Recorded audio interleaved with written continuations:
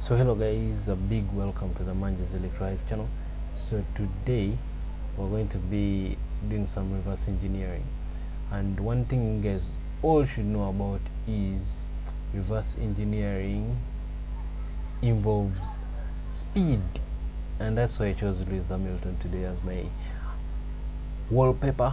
And so let's get started. So make sure you're very attentive because I'm going to be moving so fast.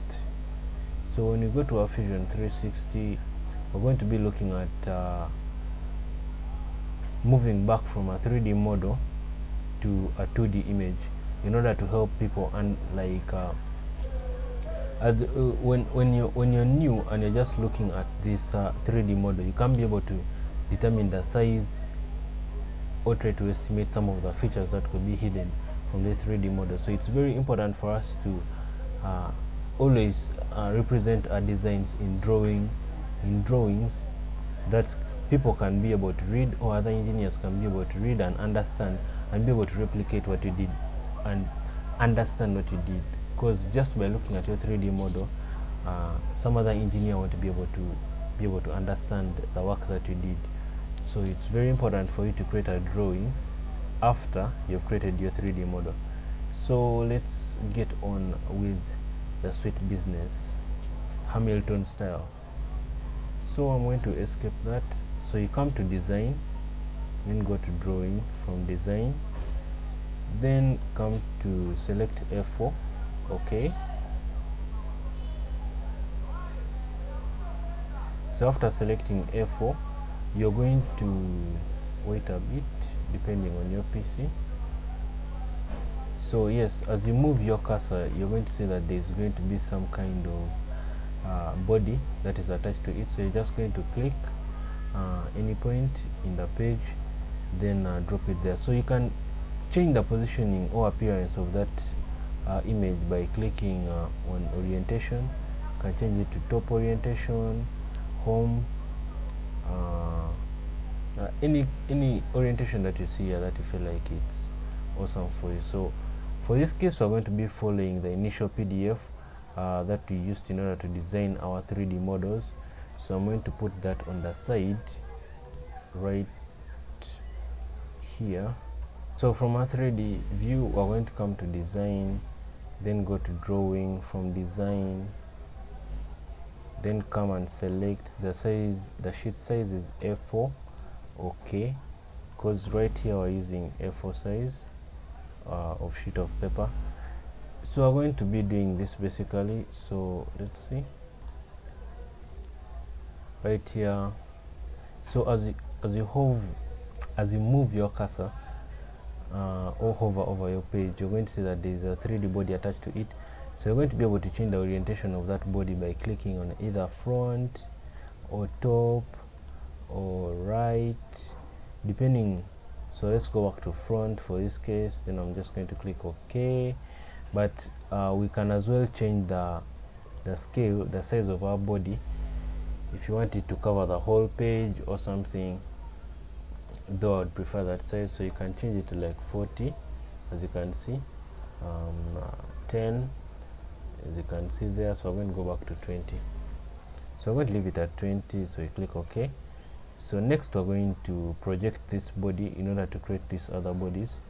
So I'm just going to right click on this and click on project view, or I'm going to come here. As you hover over it, you see projected view, whatever, as you can see there. So I'm going to click on this object, then drag it down. Just click and drag, and you see that there is a projection right there. Click to the side, drag. As you can see, there's a projection there. So that's okay. So I'm going to drag this side. Let me do an upper one as well, because there's something I want to show you. So if I drag it up, you see that let me leave that one off. So as you can see, I've created two of these. So as you can see, this is not actually in the same direction as this, so you can rotate it. So what I'm going to do is I'm going to come to modify right here, then I'm going to rotate. Select the component you want to rotate, then come right here to your right, then click on transform, then select the edge of rotation. So So I'm going to rotate it down like so. So I'm going to say okay, rotation is fine. Then as you can, if you look at this image right here, let me zoom in so that you guys can see it.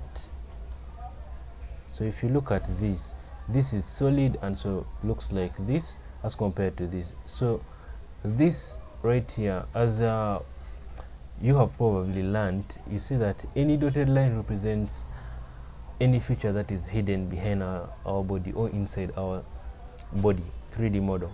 So you see that this view is from the top and this view is from the bottom. So from the bottom we're able to see our features directly, our holes that we had created, and from the top you're not able to see them directly, so they appear as dotted lines or hidden features. So I'm just going to delete this, then move this down here, and I'm going to move this up quite there, move this to the side a bit right there. Then we're going to do some replication. So I'm going to draw a center line. As you can see, just come to center line here, then select two lines, and the center line will appear between them. Ensure that the two lines will give you a center line that is actually the middle of your drawing that you made. So in order to create this, so in order to measure distances, you're going to come to dimensions, click on hover over this. When the line becomes black, click, then hover over this as well. When the line becomes black, click, then drag it to the side, see 1.75, and that's fine. So you're going to do the same thing, but you can't do the same thing for this. To create this 1.061, so what you have to do is you have to come to center line, double tap this, select this and select that, it appears right there. So then use dimensions, come hover over this line, select it, hover over the other one as well, select it, then drag. So this 1.06, this 1.061. So this is rounded to 2 dps, then this is to 3 dps, so it's basically the same thing. So we could as well do that too. So just hover over this line, select it, then this as well. As you can see, it's 0.2, same distance. So you basically do that for this upper one as well. So let's move on to this upper one. So let me zoom in a bit. So you can, here you can select points, this point and this point, drag, and it will be able to give you the distance. So you can select this point as well, come to dimensions, select this point, select this point, drag, as you can see, or you can select this point as well, and the last point right here, 3.1, select this point. So it's just so easy. So in order to create angles, just select a line. Same thing we've been doing in 3D in the design view. So you can come to this as well, select two lines, and you'll be able to determine the angle between them. So for this case, we're going to slide it to the other side so that it gives us the 13.75. So this same principle is applied this side when we're getting the 24. So we can basically use this drawing option or drawing mode in order to check out the dimensions of our body. Are they correct? Are we doing the right things? So yeah, so you can be able to do the same thing for all this. For this too, in order to determine this 1.06, you're going to do the same thing we did in this first point, which will be to use the center line. Just select two edges of it, the line appears, two edges, and the line appears. Then click on dimensions, select the line, pull, select 2 points as well, pull, and you have 1.75 and 1.06. So yeah, let's move on to this. As I told you, I'm going to be moving Hamilton style. So I'm going to be quite fast, but yeah, I believe you guys can catch up or you can replay. So now in order to determine the radius, just click on dimensions. As you can see, I'm still highlighted on dimensions, so just select the edge of the circle or the line of the circle, then just drag to where you want that value to appear. You could either put it inside, or you can just bring it out. Then I just click, and it will show you an arrow pointing to that circle, and it will show you the radius of the circle, which is R1. So here they use diameter, and it's still fine. So some other features that we have here are you can be able to add in text, you can be able to use a note, then there's a leader note, almost the same. Then you have the bend note is basically for selecting, can select, as you can see here, you can be able to read those text. So the hole and thread automatically detects the holes or threads if you use the holes and threads feature when you're designing these holes. So as you can see, if I hover over this, these are some features that I use the holes feature for designing, and so you can see that they turn black when I hover over them because I've selected the holes feature. So if I selected them and dragged, you'd see that it would give me a value here of the dimensions that I used for creating the holes. So yeah, so that works for the holes feature. But for some that do not, you can just select the circle, you can just move, select the circle, and sometimes it will give you these values, and you may need to change them into wording such that someone can easily read them as well. So let's take, for example, if I wanted to put these pluses, by the way, you just come to center mark, click on the circle until it appear, click on the circle, click on the circle, and they will appear like that. So after doing that, next thing we can do is we're going to come to note right here, select the circle, drag, so you can be able to name it this. So you can just type in the text Ciboa and all that. You can type in all that. So yeah, then just close, and that will be fine. You can change the font, the what if you want, but that's basically it. You can use the note to select circle, drag, put in the text. Yeah, you can do that for most of this. So select this, drag, name it. Yep. So after doing all that, let me show you guys how you can be able to design.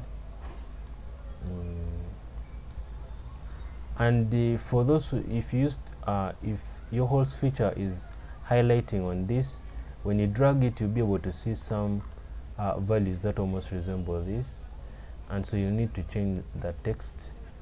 You need to change the text in order for them to be readable, because it won't show you the material under Ciboa core. It is you who types in this, and it will just give you the size of the hole, the diameter of the hole, the depth of the hole, so it doesn't bring out the wording. So you're the one who puts in the wordings for someone to easily understand. So let's move on to designing the table, a customized table. As you can see right here, our table here is different, very different from the table that we have here. So how can we be able to design that? So that's very easy. So let me escape that. So I'm going to hover over my table, select it. When it turns blue, I'm going to delete. Then you're going to come to create right here, click on create, then come to create sketch. So when you select create sketch, you see that your drawings they are blurred in the background. So let me hide this a bit. So they are kind of blurrish in the background. So I'm going to zoom in a bit, and your page is kind of squared like a graph paper. So I'm going to come to line, then I'm going to be able to use the line feature to draw the table that I want. So let me do this first. Click, drag, click, click, drag, click, click, drag, click. So I'm going to create this line as well. Click, drag, click, then this lower line, click, drag, and I'm going to put it right there. So next one, this. So as you can see, you can use the line feature to draw out the table that you want. Then one simple advice I'd give you guys is when it comes to writing the text, you'll be able to do the rest of the table by yourselves, because this is very easy. And remember, we're doing Hamilton speed today. So after doing all this, next thing I'm going to do is we're going to name the different cells or something. Not prison cells exactly, but we're going to be naming these cells where these lines intersect. So we're going to name this project title. So one thing I'd encourage you guys to do is just write the titles. Just write the titles, then finish your sketch. Then after you do that, you can be able to copy and paste your table to all other different projects instead of repeating the process of drawing your table for each project. So let me show you guys what I mean by that. So I'm just going to come to text, select the nearest edge that you can, then I'm going to type in project, caps lock, project. So you can vary the size of your text box by hovering over the diamond, then pulling it. You can be able to reduce or increase the size of your text depending, because if you have a small text box and you're writing so many words, as you can see here, it keeps on pushing it down, which you don't want. So what you do is, in order to accommodate all the words, you just increase the size of the text box and it will be able to do that for you. So let's backspace this. So I'm going to decrease this a bit right there. I'm going to move it to where I want it to be. That's fine. Actually, let me draw this line separating these two.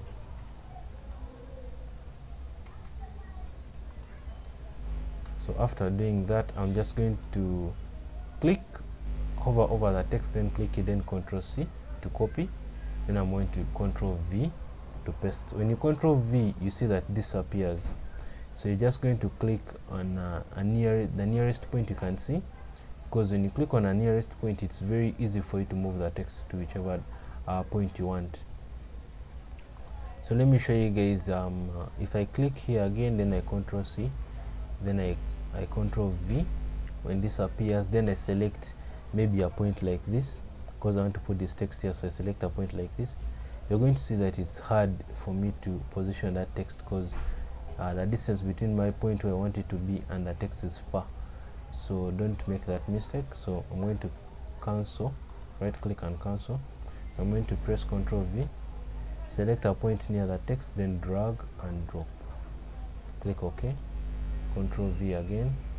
So you're just going to repeat the same process. Select point near, click OK. So you're going to do that for all this text right here. So after doing all that, what you're going to do is you're going to, after putting in all this, you can change by double clicking the text. Then you can change this to approved, as you can see, and double click on this, double click and change it to checked. So this I can double click and change it to title. So for hybrid, this is the title of our project, and you see that it's repeating. So I can just put it here as well on the sketch. I only encourage you to put in text that is repeating throughout the whole project in your sketch. So hybrid 3.6YO. So I'm going to highlight it, bold it, change it to 5 millimeters, which is fine. You can as well change the font if you want, maybe Arial Black. That's what I've chosen. So I can move it, position it wherever I want it to be. So I can do that. Then after you've filled in everything that you need to fill in and arrange your table the way you want it, so you can just finish the sketch. click on finish. After you've done that, when you hover over the table, you can't edit anything else. So if I double clicked on title, you see it does nothing, so all those words can't be edited. But then also means that I can copy this table and paste it on other projects. So in order to add in your labels such as lower neck bracket, you're going to come to text right here, click on text, then select that, create a text box, then just type in the word lower neck bracket bracket v5. So you can change the font as well, bold it, make it a 5 if you want. Then the font style, you can as well put any font. So right here I'm just going to move it down there to position. So you can be able to do this for all your projects. So let me show you, you can be able to copy it to another project if you wanted to. So let me move this a bit down, escape. So next, actually before I do that, let me show you how you can be able to add in the image. So in order to add in the image, we are going to project, right click, then go to project view, click on the component, then you're going to project it until you see that image. So you put it to the right, it's not to the left, no down, no, you can try to the sides. So once you see a suitable image, you just click and select OK. Then I'm going to drag it to the position where I want to put it. I can zoom in. So you see that the image is kind of bigger than the size of the cell that we have for it. So I'm going to double click on it, then come here to ratio or scale, then change the scale. So I can change the scale to 10 and it will fit in. Probably even a 15 could have done. 15, well, can change it to 12. So right there. So we now want to make it a 3D block. So come here to shaded and just shade everything, and it will appear as that. So yeah, so that is it. So we are done with our sketch drawing. So one more thing I want to show you is how you can be able to copy your table. Let me just zoom out. So come to, let me expand Fusion. So you're going to come to show this where your other projects are. So let's say we're creating a new drawing such as this. You're going to come to design, same process for drawing, from design, then come to A4, OK. Then after selecting OK, let's wait a bit. So as you can see here, the new table that you have, let's first drop this by clicking. So you can say OK. So here we're just going to hover over this, select it, then delete it, then we're going to Ctrl V. Oh sorry, we didn't copy the, sorry, let's cancel this. I'm going to select it, then I'm going to delete it. We didn't so when you come to your table here, hover over it, select, when it turns blue, Ctrl C to copy. So you copy that, then go to your new drawing, then Ctrl V to press. So just enter. So 19 selected, just select a point there, then drag it and drop it right.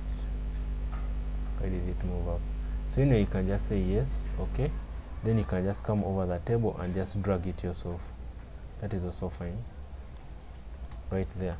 So as you can see, all the text that we wrote in the sketch mode will appear here, and the rest will just be editable. So you can be able to edit your text by writing here whichever text you wanted, maybe bottom plate as it is. So bold, make it size 5. Yep. Then you can close, enter, position it wherever you want. So yeah, that's how you can be able to do your drawing and customize your table, as well as utilize the fact that you can be able to copy this table and paste it in all the other projects. So if you guys have learned something new and enjoyed the video, please give it a thumbs up, and I hope to see you guys in the next one. Be up.